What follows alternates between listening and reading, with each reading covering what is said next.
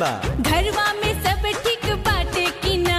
हाँ, सब खेती बाड़ी निक बाटे कि ना? एकदम। कैसन बीतत बा दिन दुपहरिया, कैसन बीतत नया साल बा। सुनो कैसे बतानी का हाल बा। अच्छा तोहरा बिना जियल मोहाल बा। काहे? घर दुआर सब कुछ ठीक ठाक बा। खेती बाड़ी सब फिट फाट बा। भइल पहाड़ नियन दिन दुपहरिया, सुना सुना नया साल बा। सुनना और बतावा का हाल अरे बा। का तोहरा बिना मन बेहाल बा। धक पगला। लव यू ए हमार रानी, तनी चुम्मा दे दो। लाज लगता। काहे लगाता रे? हाय निंदिया ना आवे चैन